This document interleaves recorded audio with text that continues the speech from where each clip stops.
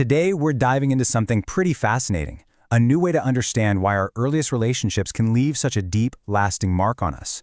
We're going to explore a therapy called Deep Brain Reorienting, and a hidden sequence of events in our brain that might just change how you think about your own emotional reactions.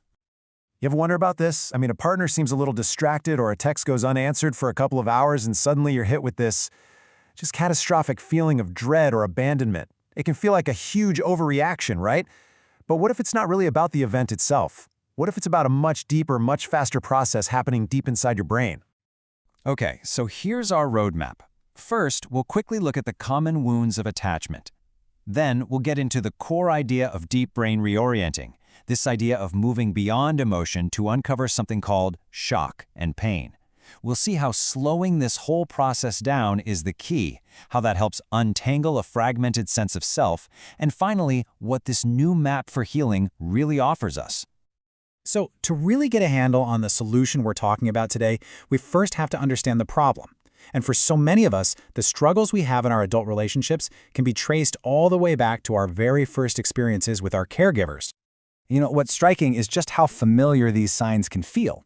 This isn't always about big, dramatic fights. It can be that hypersensitivity to someone seeming distant, or that feeling we just talked about, where a simple, dismissive comment from a partner lands with the emotional weight of a catastrophe.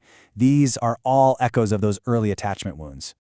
So how do we start to make sense of this? Well, the answer might be in this approach called Deep Brain Reorienting, or DBR.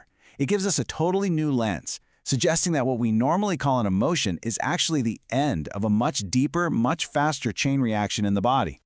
At its heart, DBR is a body-based therapy. It suggests that our reactions to relational triggers aren't just random emotional outbursts. Nope. They follow a very specific sequence that starts in the most primitive part of our brain, the brainstem. So it's less about the story we tell ourselves about what happened, and more about this fundamental physiological process. And this right here, this is the core idea. DBR says that before we ever even feel fear or anger or sadness, our body rips through this lightning-fast sequence. It starts with an orienting tension. That's just you noticing the trigger. Then comes the shock, a raw, physical jolt in the system. That's followed by a deep pain of aloneness. And only then, at the very end of the line, does the affect, the emotion we actually recognize, finally show up. Now, the absolute key to this whole model is this idea of pre-affective shock. Think of it like the flash of lightning before you hear the thunder. It's that raw signal before your brain is attached any meaning to it. It's a super fleeting sensation, maybe a shiver or a sinking feeling in your gut, a sense of being hollowed out, and it happens so fast that it's usually just steamrolled by the much louder, longer-lasting emotions that come right after it. And get this, DBR even breaks this down into two different types of shock. There's implosive shock, which is often tied to things like neglect and might feel like an intense pressure inside your head. And then there's impact shock, which is linked to more sudden events, like an acute rejection. That's your classic cold shiver down the spine, or that sudden feeling of all your power just draining away. So once that initial jolt of shock starts to fade, what's left underneath is what DBR calls pain. And we're not talking about a physical injury here. We're talking about something way more profound. The unbearable ache of being alone, of feeling abandoned, of being rejected. That deep, painful feeling is actually what the shock was trying to mask in the first place. Okay, so we've got this sequence: tension, shock, pain, and then emotion. This is all really interesting theory, but how does knowing any of this actually help? Well, this is where the therapy part comes in, and it's pretty brilliant. The main goal is, in a way, beautifully simple. Just slow it all down. By carefully paying attention to the body, a therapist can help a client separate these different components. So instead of getting hit by one giant, overwhelming wave of emotion, you can start to notice the initial tension, feel the raw shock, and then gently touch that underlying pain, all without being completely flooded. And the benefits of doing this are profound. When you can separate these layers, the whole experience is just not so overwhelming anymore. It lets you safely process each piece, which naturally helps you regulate those really intense emotions. And crucially, it creates this little bit of space where you can finally see that the feeling isn't necessarily proof of a belief, like I'm unlovable. It's a physiological echo from your past. This whole framework also gives us a really powerful way to understand a related and often very confusing topic: dissociation. That experience of feeling disconnected from yourself or from reality. So in the world of DBR, dissociation is seen as a protective move. It's an involuntary turning away. When the shock and the pain are just too intense, too much to bear, the system basically pulls the plug. It's a survival mechanism to escape an internal experience that feels completely unbearable.